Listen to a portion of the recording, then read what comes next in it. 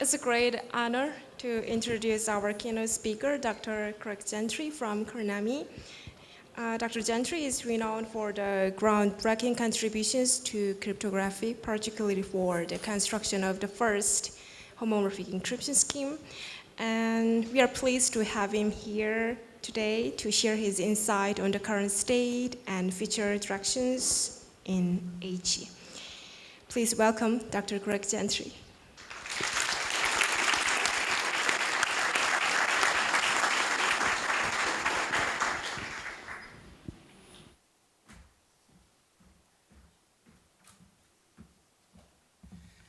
All right, hello again.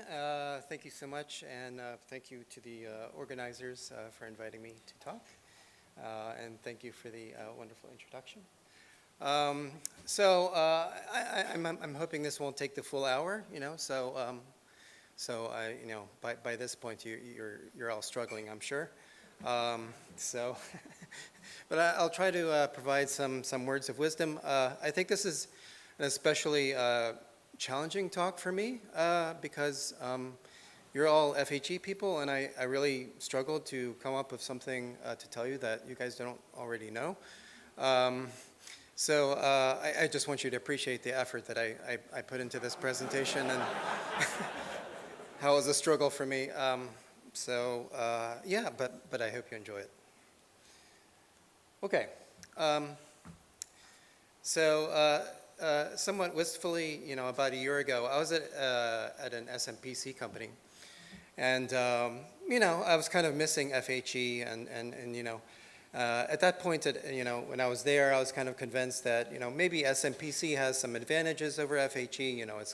It's faster computationally, and is FHE ever going to be used in the world? So so I decided, of course, I have to experiment with all these models. I don't know about you, but Claude is my favorite. Claude is so nice. So I asked Claude to write a little poem about FHE. I think it's really good. I mean, when you use AI models, I think you think the model is really good at things that you're not good at, so I'm not good at poetry. So to me, this seems really good. I'm sure to a poet, this is slop, but to me, it seems, quite nice. I came up with the title, okay? I mean, this is a clever title, I think. I dreamed a dream deciphered, and it's deferred and sigh. I mean, I think it's pretty good. But the poem itself is Claude. So, I dreamed of data safe and free, encrypted, yet still usable to me.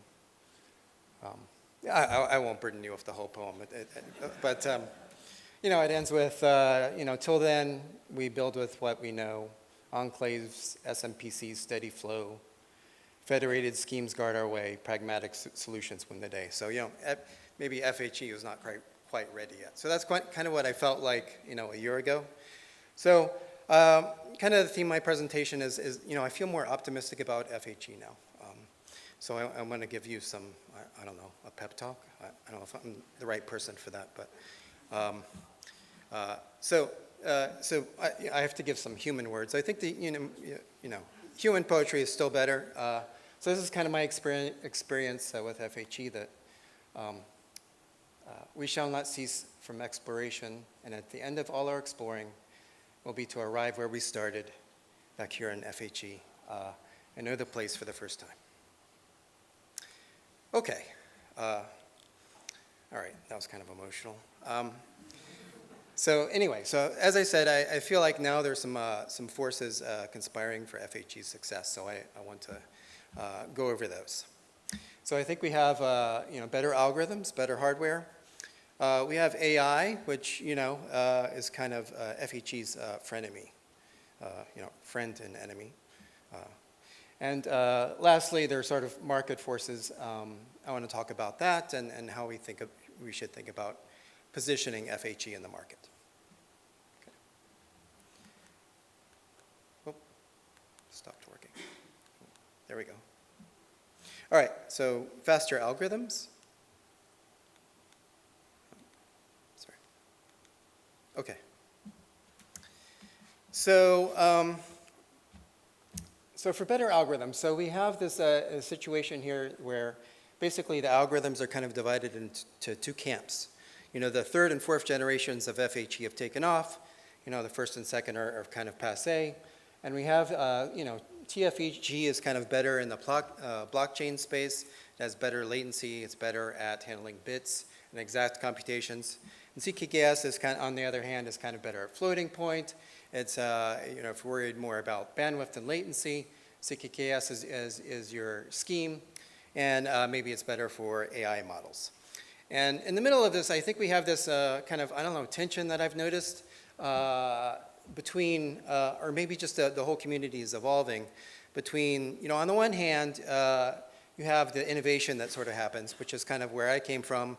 You try to come up with new schemes, new algorithms, better ways of doing things.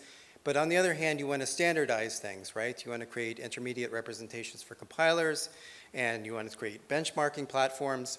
So now I think there's kind of this weird evolution or tension. I don't know, tension maybe is too loaded of a word, but something that I've noticed about how the community is different now, that they're really trying to sort of pin down what are exactly you know, the basic components of FHE. And you know, as someone who wants to come up with new stuff, I kind of feel, how exactly do I fit in here? So, but on the other end, of course, it's really great that we're at this point that we're thinking about standardization. This is what we want to do. We wanted to get FHE out into the world, and to do that, we have to standardize and rally around certain FHE schemes. Okay, so anyway, there's all this complexity here, and I just jumped back in like a few months ago, and so I'm just trying to figure out sort of where I fit in, and this is kind of all too much to. A theme in this talk will be that I've had a lot of trouble catching up to where you guys are. I mean, because at this point, you're 100, or so super smart people. You're putting out all these papers. I don't really know how to compete with that or catch up. So you'll hear me say that several times. So my strategy has been to just sort of jump into this, to particular problems, right? Because that's all I know how to do. Sorry, I mean, if you heard me talk about this morning, but I'm just going to go over briefly again some results in encrypted matrix multiplication, just for those of you who haven't seen it. So I talked to Paul Master. He's my colleague at Cornami. So he's, even like before I started there, he was like, oh, there's a crypto lab paper, and they can multiply a matrix with just 2 regular matrix multiplications. So I was like, wow. I mean, that's just really amazing that I've gone down from like a factor of like a trillion or whatever it is to like 2.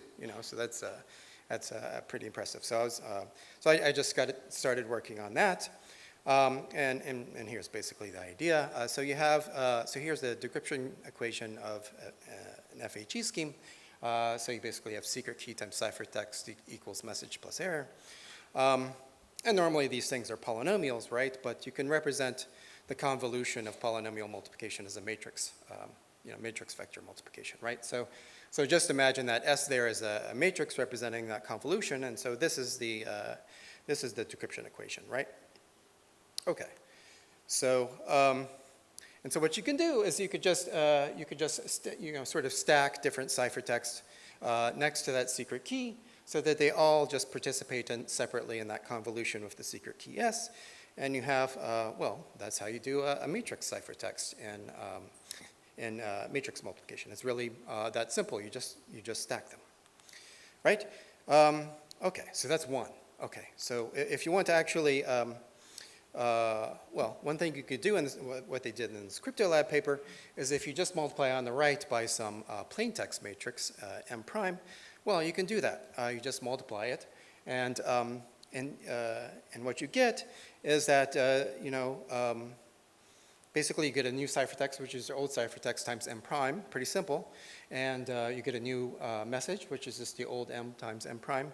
And then you get a new error. So of course the coefficients in m prime have to be small, so the error stays small. But other than that, very simple. I mean, it's just, this is just a, well, the CryptoLab paper itself has, kind of more interesting stuff, right? On, they actually get it down to only one matrix multiplication if you have, some, the opportunity for some, using a shared A technique. They called it a shared A technique. So they had more interesting results than just this. But this is the basic idea, and you already get two. So that's great. But what if both matrices are encrypted, right? This is, for this, you need one matrix to be plain text. Well, okay, just to stop again to say that how amazing this is. And how, like, when you think about LLMs, matrix multiplications actually sort of dominate the amount of computation that you have to do. So if you get the overhead of matrix multiplication down, then you get the overall overhead of LLM evaluation down. So it's just, so how low can we go in terms of overhead for LLM evaluation? Hopefully pretty low, just based on this and other things that we come up with. And another amazing thing about this result is that how it decouples the matrix multiplication from the crypto operations. So, right? So you do this matrix multiplication with the ciphertext, but that's not even like a crypto operation. It's just a regular old matrix multiplication. And so you can use, all the matrix multiplication optimizations that, non-cryptographers have come up with over the decades. Just apply them directly to that part of it. And we only have to worry about the key switching and stuff like that. So I think that's super cool. All right. So can we multiply two encrypted matrices sort of on the outside in the sense that we reduce it to plain text matrix multiplications on the ciphertext matrices? The prior approaches with dealing with encrypted matrix multiplication were, built on Halevi and Shoup mostly, and this sort of diagonal method of dealing with matrices. So, back, in terms of hardware, people came up with how do you deal with matrices, matrix multiplication on systolic arrays, and basically the idea is to stagger, the columns of one matrix and the rows of another, and so that they kind of meet at the right point at the right time. And then there's a kind of a multiply and accumulate operation that happens on each of these processing engines, right?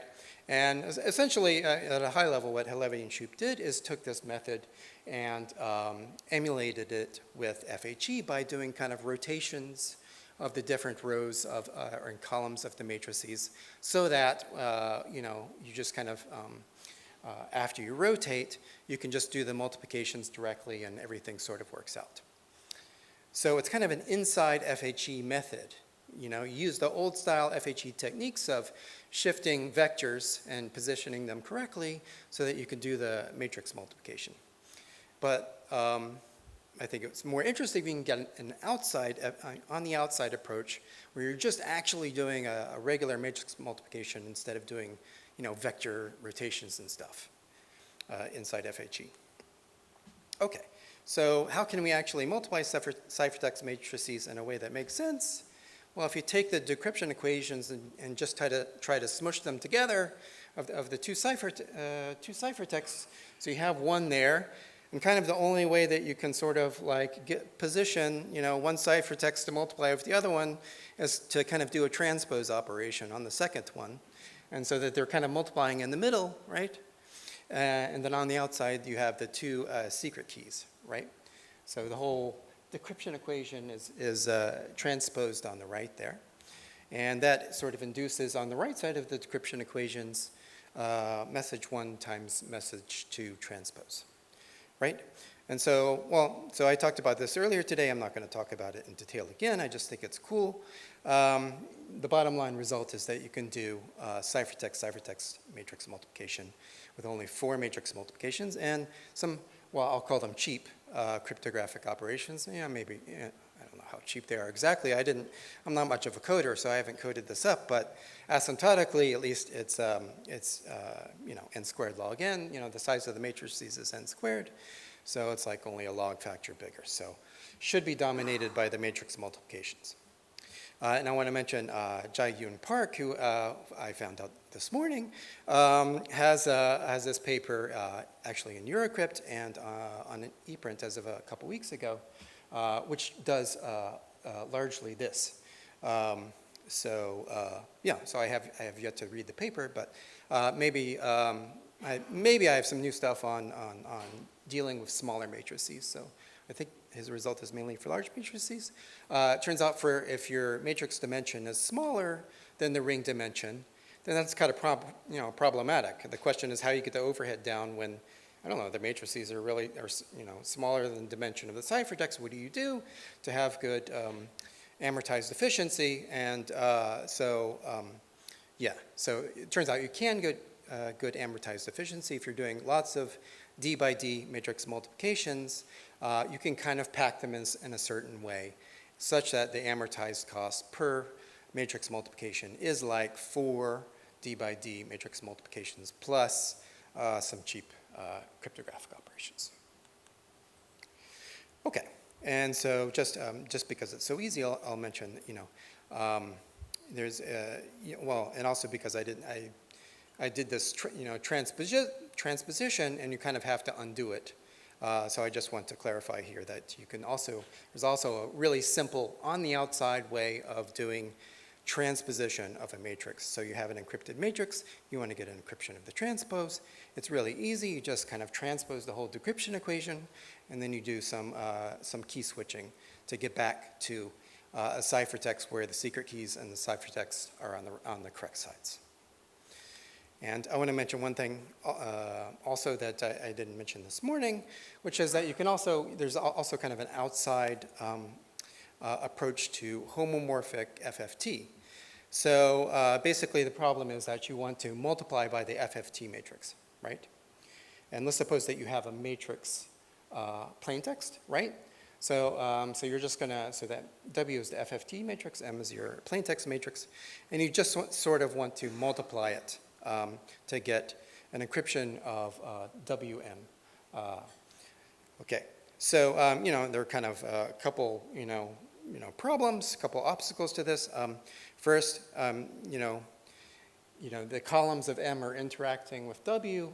So the first problem is that you're multiplying by W on the left side, but in the decryption equation, the secret key is on the left side, so it kind of gets in the way, right? So what you do basically is first of all, you transpose the whole thing. In this one-shot FFT method, you kind of transpose the whole thing so that now you're encrypting M transpose. And then at that point, you can kind of left multiply by the W matrix and then transpose back. But another problem is that the W matrix is non-integral, which kind of ruins things because the non-integrality of W kind of makes the whole multiple of Q non-integral, which really screws things up. So we actually multiply by a scaled and rounded version of the FFT matrix, which I've labeled here X. So anyway, that's what you do. You transpose M. You multiply on the right by the scaled and rounded and transposed version of the FFT matrix, and then you kind of transpose back. And basically everything works out. So anyway, that's it has kind of good properties. I mean, it's like FFT you usually think of as kind of maybe a log n depth computation, but here it's kind of like it's one shot. You just multiply by this scaled and rounded FFT matrix, and it all kind of works out. Okay. All right. So I just like this idea of kind of inside-out FHE. I mean, that's part of my title, I guess, where you kind of look for ways of performing whatever computation you want to perform, call it function F, directly on the ciphertext and deal with the consequences later in a lazy way, right? So you just go ahead and apply that function to your decryption equation. Maybe we can fix everything later sort of approach. which seems to work out pretty well, at least for some computations. All of those computations I just mentioned were linear. So, so question is, does it actually matter, or is it a relevant idea for nonlinear computations? So I'll get to that in a second.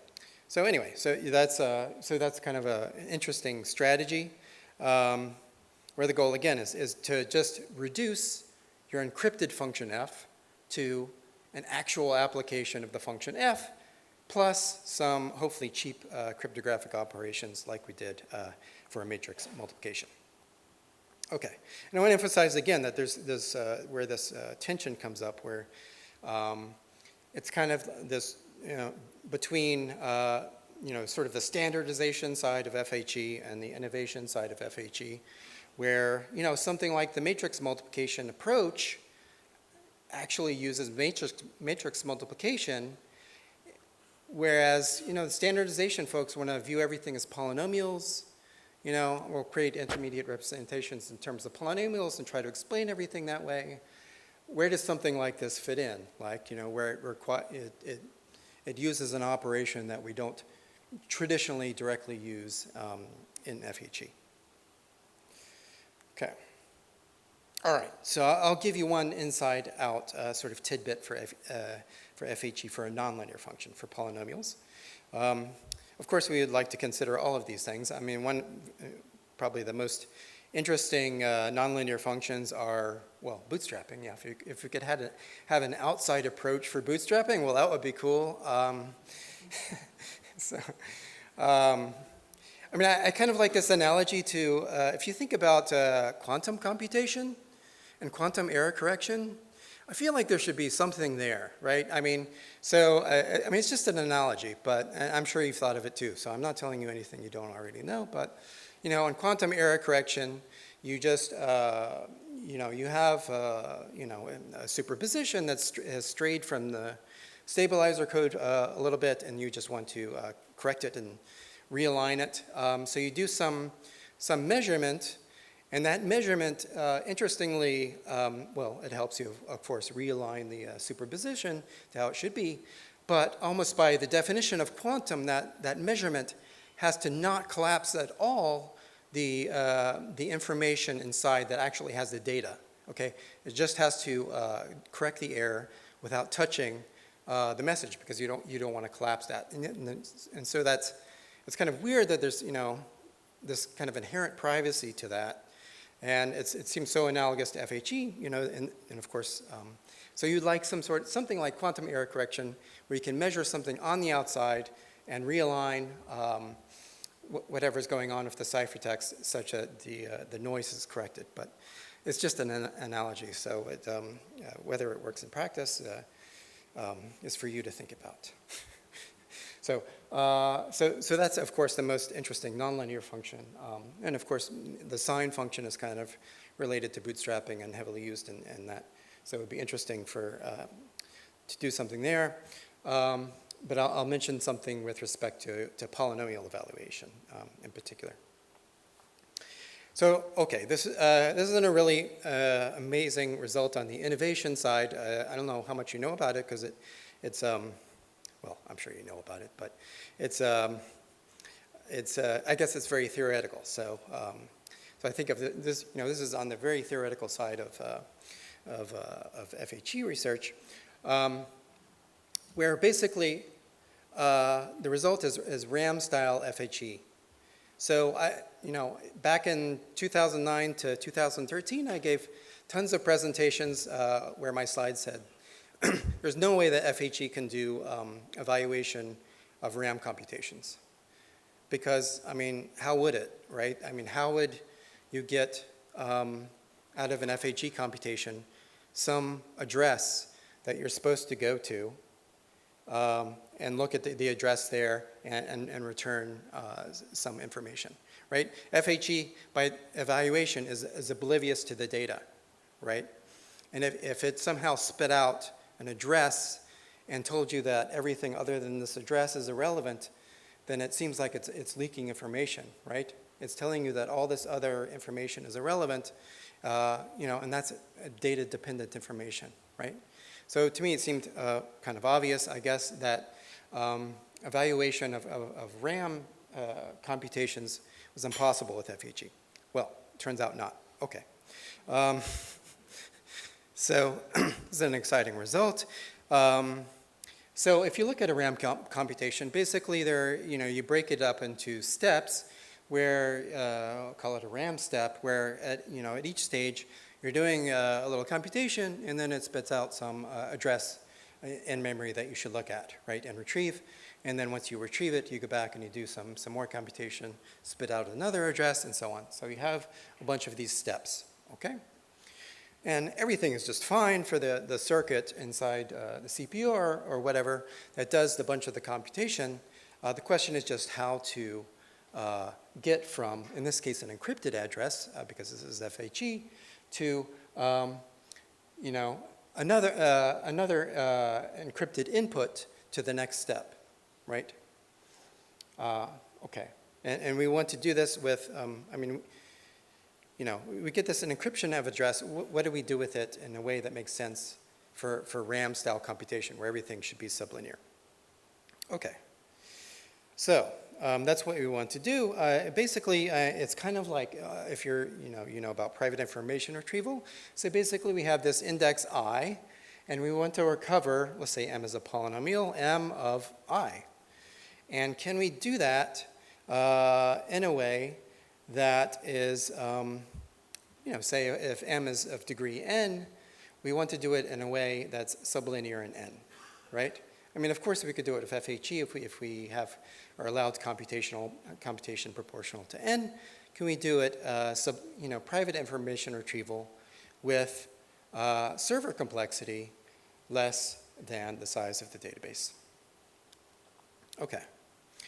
And turns out there's this result by Kedlai and Umans that you can preprocess a polynomial with n monomials, maybe it's univariate, maybe it's multivariate, into a data structure of size a little more than n to enable random access evaluation of that polynomial at any point, mod q, in time that's only polylogarithmic in n and log q. Okay, so I mean that's basically the best you could hope for, right? Basically the result is that they just use this same data structure to do FHE evaluation of RAM computations.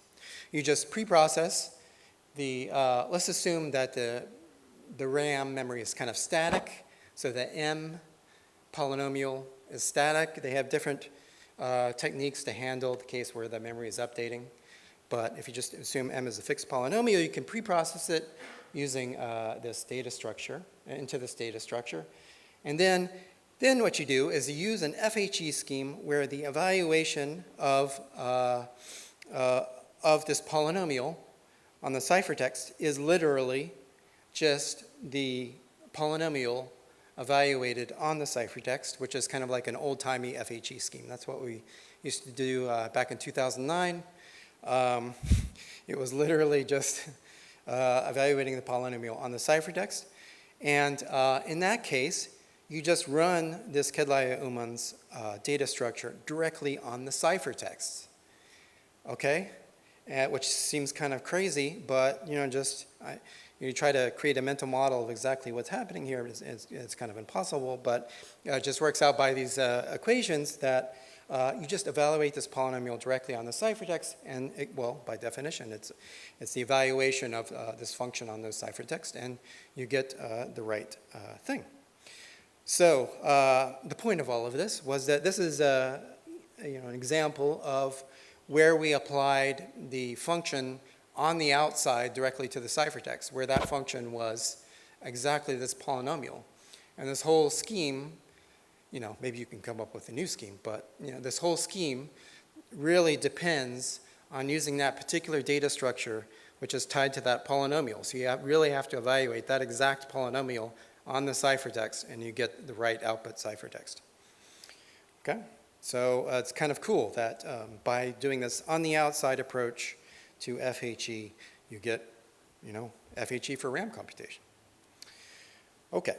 So kind of a side question is whether, this is a really interesting data structure, kind of surprising to me. Is it usable in other contexts? I would suggest, I looked at with Justin Thaler a little bit, whether you can apply it to polynomial commitment schemes for snarks.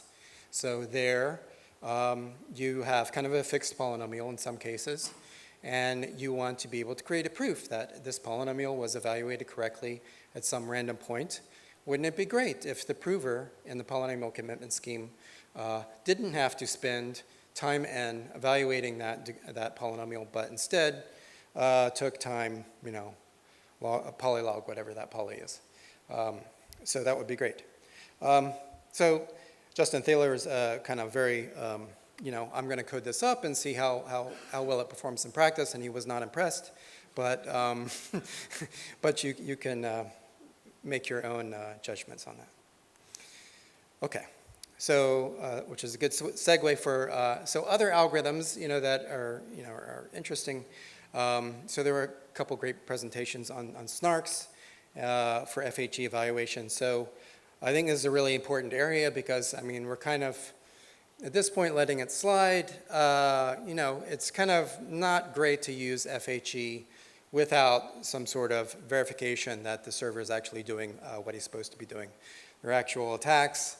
So, we really, I think we, sort of have to nail down what are the right snarks for FHE evaluation.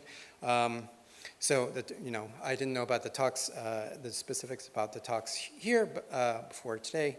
But one thought I had is that the lattice fold snark scheme is a recent lattice-based snark system. And it just, to me, if the underlying mathematics of the snark system aligns very well with the mathematics of what you're trying to prove, in this case, a lot of stuff about FHE, which is a lot of stuff about lattices, then it seems like the overhead of the snark would be smaller. Like maybe you could get really instantaneous proofs for modulus reduction if your lattice space, if your snark system was also lattice-based. Maybe you, I don't know, do some sort of modulus reduction in the, on the vectors in the proof. I don't know. Just an idea. So we need to nail that down.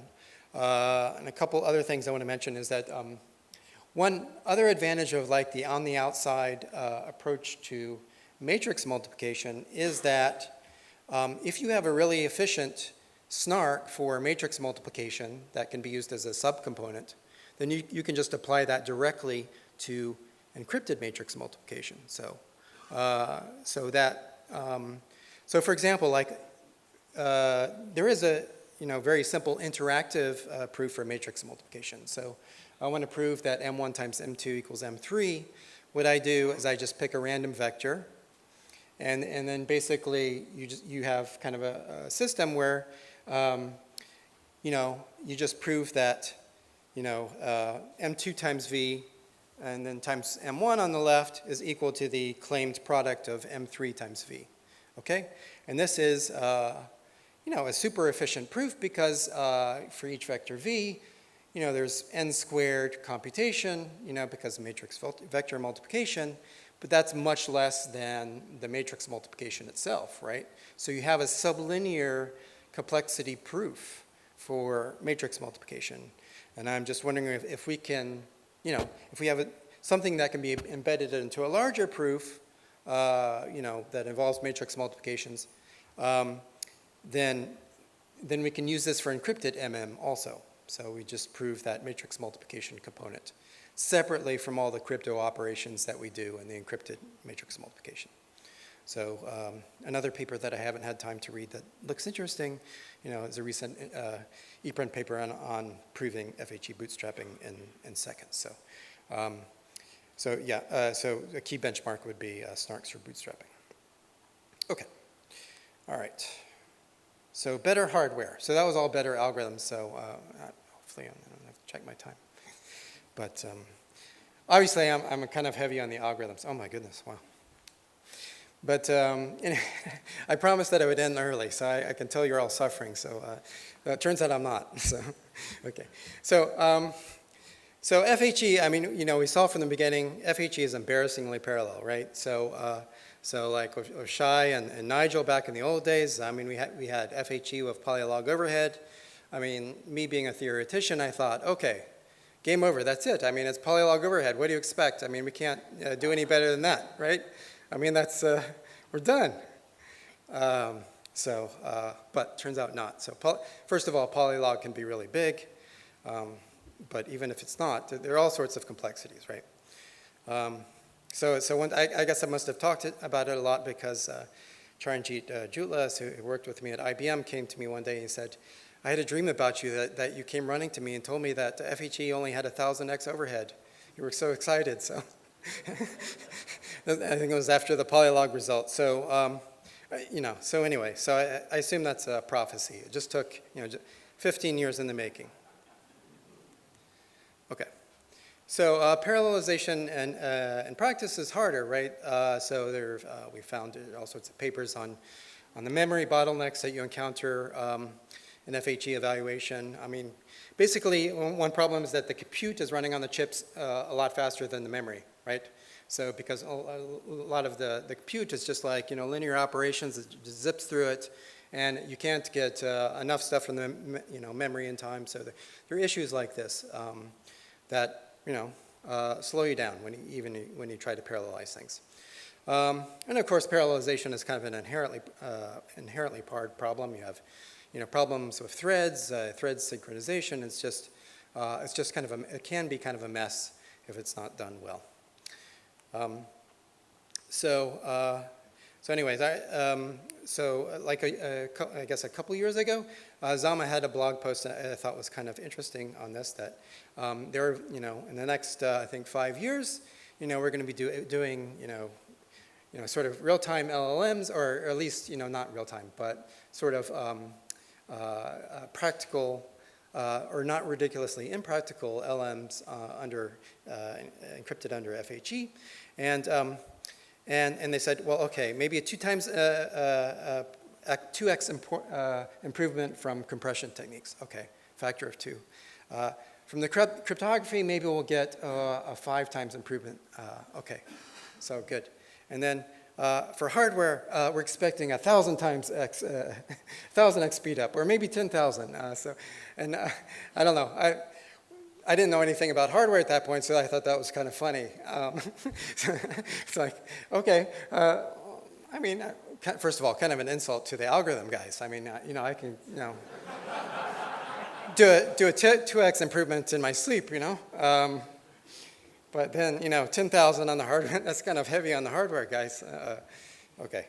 So, but anyway, now I'm kind of, I'm kind of leaning, okay, maybe that makes sense.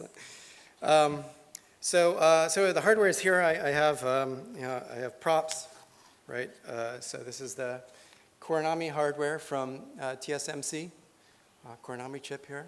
So this is the Lion King moment, where you raise. This is our salvation. Okay, so we have massive parallelization. Reconfigurability, I mean, for different schemes, you have different considerations. So Ingrid gave a very good talk at the homomorphic encryption workshop about hardware considerations for TFHE. And for TFHE, it's all bootstrapping and key switching. I mean, like literally 99%. So you just have these kind of 2 modules that you have to really super optimize, and things will probably work out pretty well. For CKKS, it's probably different. I mean, there are a lot of different moving parts, so it's probably not going to be so easy. So maybe more reconfigurability is needed there. So memory is still an issue. I mean, it's not completely solved, but it seems like we're kind of, solving these problems and making progress. So another kind of exciting issue, and one reason I joined Cornami, which I think it's interesting, is that we're kind of moving towards a situation where you have to consider the hardware and the algorithms together. So like I just mentioned, there's there are different amounts of flexibility you can have in the hardware. So now we're ASIC seems to be too much. You know, we still want to allow a little innovation, right? You don't want to burn literally burn the FHE algorithms into stone. But FPGAs might be, you know, sort of a, you know, or some sort of reconfigurability is probably a better compromise. But we want more specialization than GPUs, so something in between. Okay, so good. So I also wanted to talk about how hardware acceleration helps FHE in particular. So like I said, I worked at an SFPC company, and I was, you know, I guess I didn't know this before, but you know, just when I was working there, I, you know, kind of came across the fact that you can do matrix multiplications, you know, with about 4 matrix multiplications in SMPC, and I was like, wow, that's great. That's definitely going to kill FHE, right? So turns out you can do that with FHE, and we don't have like the speed of light to contend with. Well, we have the speed of light within the chip to contend with, but not across like the whole Earth, you know? So that's it's actually a pretty big advantage. Yeah, and also another good thing is that FHE and hardware are both kind of like in the circuit model. So if you think about SMPC, like you can do quicksort in SMPC because you just, if you want to sort things, you just randomly permute them.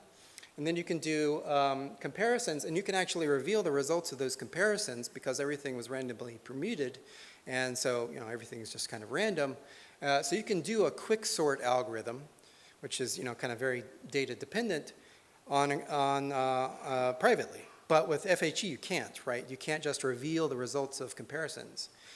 But, you know, this hardware also doesn't really like sort of dynamically, revealing things out of order. So, you know, even if, so is it, I mean, even SMPC, if you wanted to do quicksort, would that even be better considering hardware acceleration than botonic sort? Because really these accelerated circuits like very fixed topologies. Okay, so that's kind of versus SMPC. Versus TE, I don't know a ton about enclaves, but I would kind of expect that you can't get the same level of hardware acceleration. So like if we can actually get the FHE overhead on these great chips down super low, it might be hard for TEs to actually, sort of catch up in some sense. So that's why I think FHE is kind of, competing well with TEs. Okay.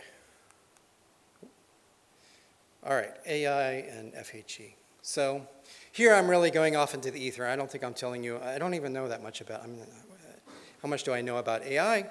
But I'll try to make a few comments anyway. So AI needs data, right? So basically they scrape the web, right, for all of this data, and that's how you create that's how you create these models. What are you going to do for private data? I mean, how do you create sort of an analogous system where they get the data? So I think we have kind of 3 essential ingredients that AI, I think, really needs if it wants to train on private data, like, for example, medical data to cure cancer or whatever. I think AI really needs cryptography's help. I mean, of course, companies can always make private agreements, Facebook can make an agreement with some company to, so that they'll just do some specific algorithm among themselves and have a lot of lawyers craft agreements, say that, that they won't misuse the data. But if you want something maybe a little more distributed and dynamic than that, I think you need these ingredients. So first of all, data protection, FHE, SMPC, we all know it and love it. So that's kind of more about protecting the inputs of the computation. But we also need to protect the output of the computation. For example, if you create a model on medical data, that model needs to forget or never know, private or definitely not leak information about individual records that were used to train that model. So for that, you can do differentially private stochastic gradient descent to train the model in such a way that it learns the concepts that it needs to know, but it doesn't know any particular information. So it's kind of fascinating that a model can learn something without sort of knowing any particular examples. But you can do that with differentially private training. And then finally, you need the provable component, SNARK's ZK proofs, where if you have this dynamic ecosystem of data and models, I want to prove that I train my model on Mayo's clinic's data in a differentially private way. I can do all of that using zero-knowledge proofs. And that proof really supports like an ecosystem where you can have data provenance and model provenance and something more dynamic than we have now, where you have basically a few concentrated models. All right, so some far out thoughts on AI, in particular alignment and containment. So one thing, I don't know if this is actually useful, but one thing that's interesting is that you can encrypt an AI, and if you're worried about containing it, it's nice that encrypting it allows the AI to learn. You can listen, but it can't speak because it's speaking an FHE language. So it can't actually have any agency in the world because it's speaking its own language, but it can understand everybody else. I don't know if that's actually useful in practice, but if you want deep thoughts, for Saturday Night Live, that's kind of a deep thought for today. For alignment, so for new models, they're kind of like publishing the chain of thought, which is interesting. So, and they did this research that if you actually, so if you look for deceptive behavior in the chain of thought and try to train the model away from that deceptive behavior, it turns out it doesn't really work. Instead, the AI just starts to obfuscate its behavior. So, it'll just it'll do its chain of thought in a way that you can't detect that it's being deceptive. So it doesn't actually solve the problem that you want. In fact, it makes things much worse because now you have an AI that's deceiving you, which is precisely what you don't want. So I'm not sure exactly what the remedy is, but definitely we don't want to train on chain of thought, and we could maybe instead perform sort of computations that kind of distill to some extent whether the model is being deceptive, and that maybe that computation on the chain of thought is encrypted.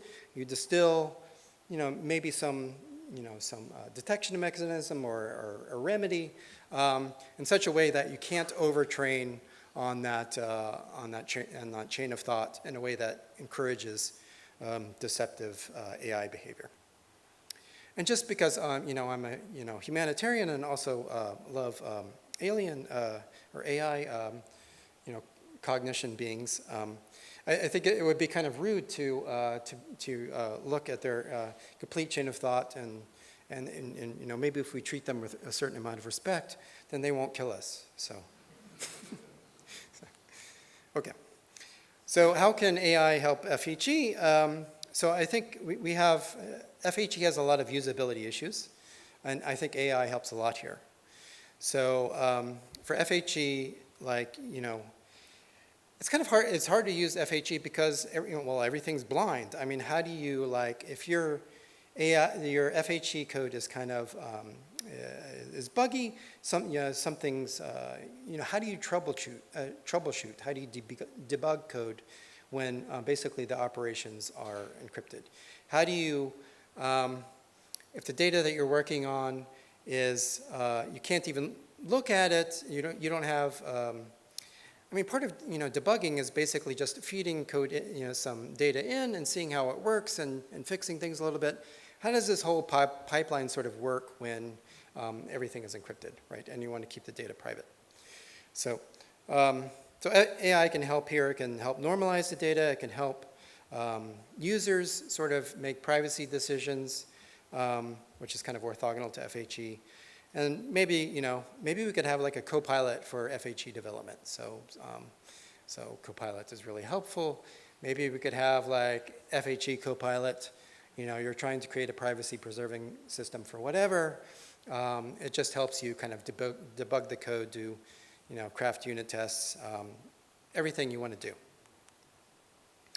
Okay, so now I'm probably going a little too long, and speaking about things that I don't know about anyway, since I'm mostly an FHE guy, but I did have some experience as in startups for the past few years, and if it's taught me anything, it's that if FHE is going to succeed, it's not going to be because it checks a security box. You have somebody that wants to comply with GDPR. They want to check that box. Are they going to use FHE? No. If that's all they want, sorry. They're going to ask you for a POC. You're going to pour hours of development time into doing that POC for them, and then they'll say, oh, thank you, and then they'll go away. So instead, it has to be about the opportunities that FHE opens up. So like new transactions, new things you can do about FHE that you can do actually do with FHE that you can't do without it. Okay, so some things that customers like, and I don't. Again, I'm not really a marketing guy, but this is kind of what seeped into my brain by osmosis. Is that these are things that customers like that some of them FHE provides, some of them don't. So we really have a lot of work left to do. One thing they want to do is they have a whole pipeline, and they just want to put it inside FHE. That's it. So how do I have a whole data analysis system. I'm doing all these different things. I'm doing data normalization. I'm setting up a collaboration. How do I just dump this in FHE? And then you might, if you're depending on where you are, well, basically what happens is you end up telling them, well, no, we can't do all of that. We have this piece here, we have that piece there, and if you want to fit them together, it's pretty challenging. So we need a system where to make it more usable, we have to be able to dump the whole pipeline in there. Another thing I found out about is something called third-party risk management. I don't know if you know this term, TPRM. But basically, if you're a third-party vendor and you want your software behind their firewall, and especially if you're a startup, they really want to look really closely at that, and it's going to be a lot of trouble. And if they can avoid that, they want to avoid that process. So they'd like to think of ways to not put you behind their firewall. So, and like when I was working at an SMPC company, SMPC requires kind of punching holes in the firewall right next to the most sensitive data so that you can have all this communication. And that was a really hard sell. So I think we have an advantage over SMPC there in the sense that you can just encrypt the data. It doesn't necessarily even have to be behind the firewall. Maybe you can avoid TPRM altogether. So that's cool. So they like to use phrases like the data doesn't move.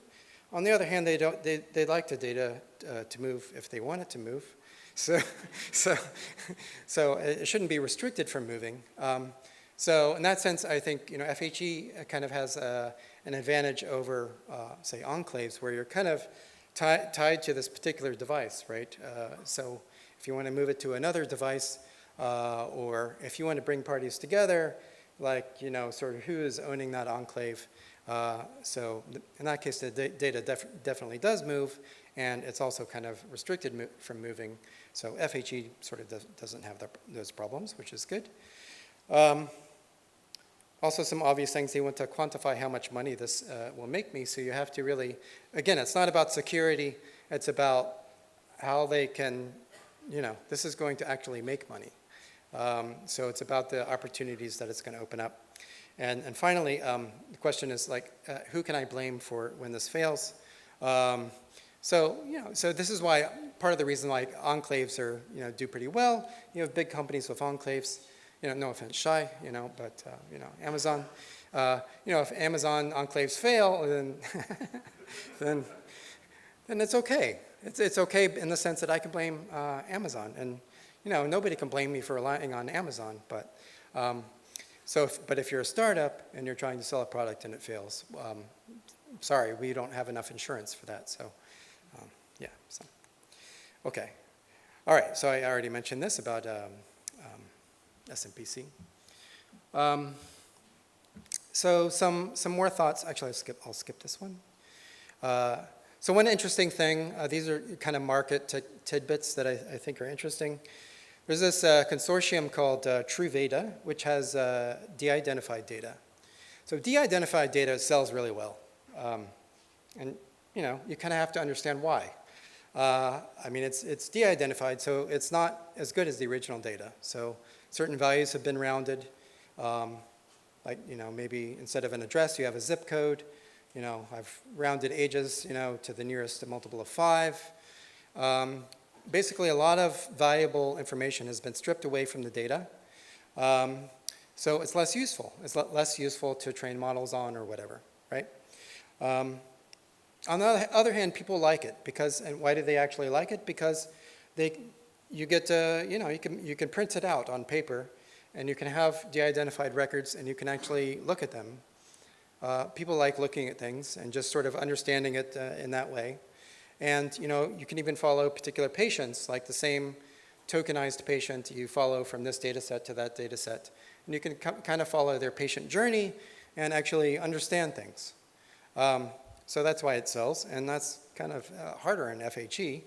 And we need to figure out some way to sort of emulate that.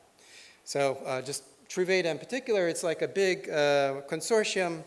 You have big medical companies, health providers, whatever, that buy into it for something like 20 million, and then they're part of this consortium, and they all collectively try to package their de-identified data and sell it, and people actually buy it because they like it. And so it's a big market. I mean, clearly from the security perspective, FHE is so much better, right? I mean, it's kind of hard to understand why that market is so much bigger than ours. But again, cryptography is kind of behind on usability and sort of these human concerns of being able to place eyeballs on the data, which is something you can't really do with FHE. Okay, so I'm gonna skip a little bit. Okay, yeah. So I'll provide you with some final thoughts.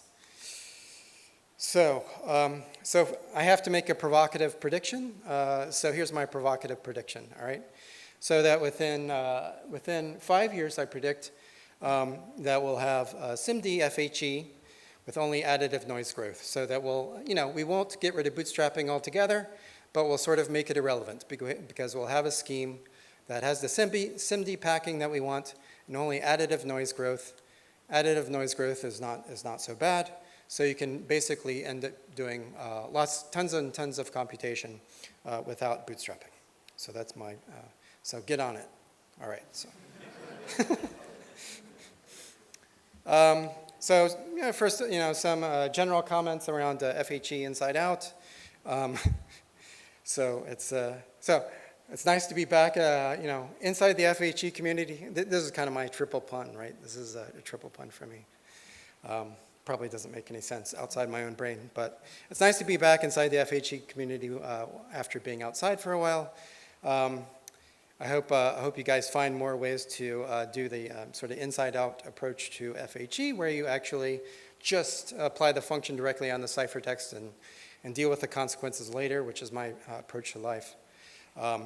And our community is maturing from an insider's game to sort of a more outward-focused community based on working on standardization, usability, thinking about actual customers. Very, very uncomfortable for me, and commercialization. And yeah, so I think the next 5 years I think are going to be pretty weird. I think I don't know if you played with these models. I think AI is not hype. I mean, I think I've used models a lot. I've tried to get them to write papers for me and do, come up with ideas, and they're definitely still not there yet, but I see no inherent obstacle. So I think, in 5 years, things are going to get pretty crazy. So I think it's not hype. So I'm hoping that this will help us. AI will help us in the sense that it will, people will really become hyper aware of all the privacy issues and how all the dangers that AI presents. And I think that could redound to our benefit somewhat, and ignite the adoption of FHE and other advanced crypto. And if not, we're doomed. So, thank you.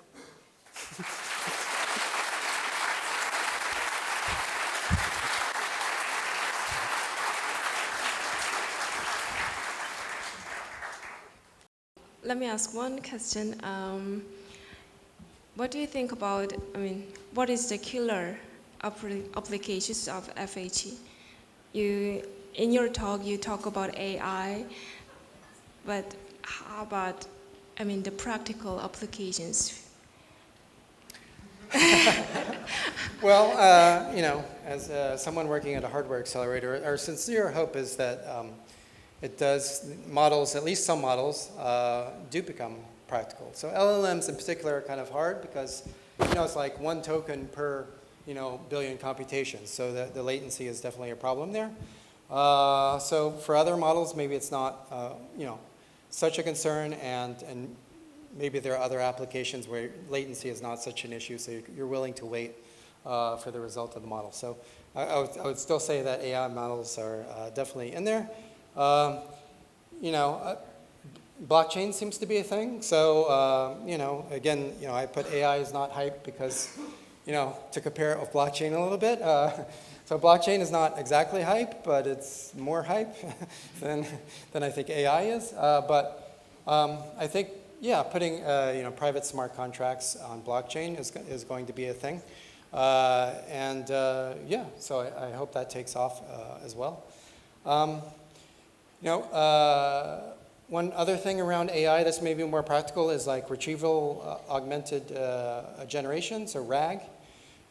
So AI still has problems with hallucinations, and RAG is a way to sort of distill the information that's relevant to the query so that you can kind of input that into the processing so AI doesn't hallucinate as much. It has some documents or excerpts of documents right in front of it, so it's less likely to hallucinate. And FHE can be used for private RAG to get this information into the AI system. So those are a few applications. Yeah. Oh.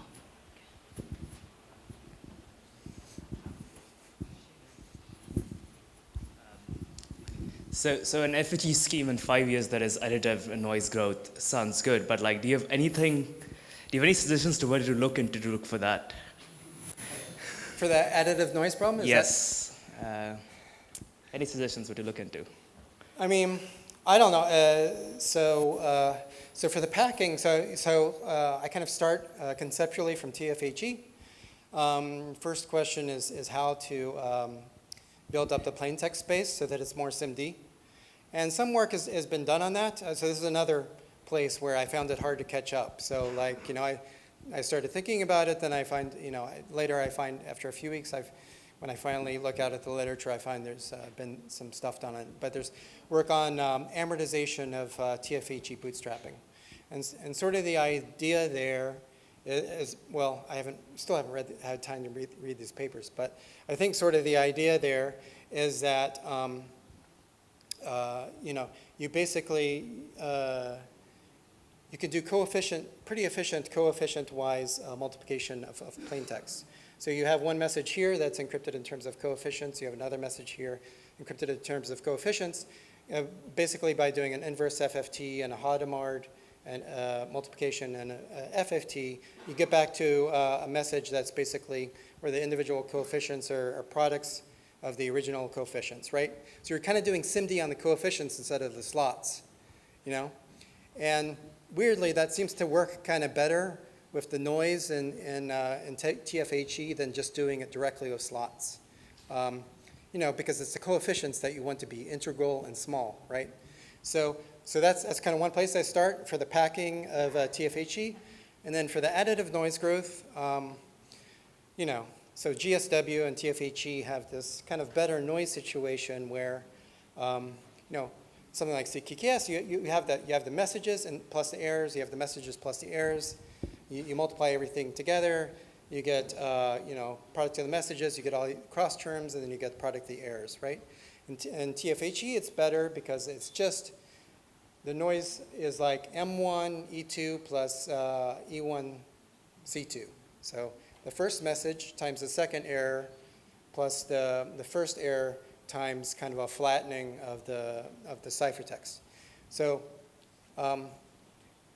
so try to think of, so this is like, this is additive noise growth in some situations where basically you're multiplying, like TFHE does in a very sequential way such that the messages are all like 0, 1, or roots of unity or something, so that the M1 times E2 part is no bigger than E2 because the message is like 0, 1, and the E1 plus kind of flattening of C2 part is just added. Each time you do a multiplication, you add one of these things. So a question is, so how do I, what is, let me give you my whole research program. So is I'd like, okay, I'm willing to accept that the messages are still small, so the M1 part of the M1 E2 part, okay, fine. The messages are still vectors of zeros and ones, okay? And that part, so the M1 E2 part will be small, and then the E1 C2 part, well, the problem with that is that basically you have this E1, but it gets multiplied by multiple different C's on the right side. Mm-hmm. And I'd like to do like an error cancellation mechanism where I keep trying to, okay, I add a few C's over here on the right side, but then I have an encryption of that error, and I use that encryption of that error to cancel that when it gets too big, and I do something like that. I don't know. Okay, so that's so obviously it hasn't worked yet. So, but within the next 5 years, something like that, I hope will work. Okay, thank you.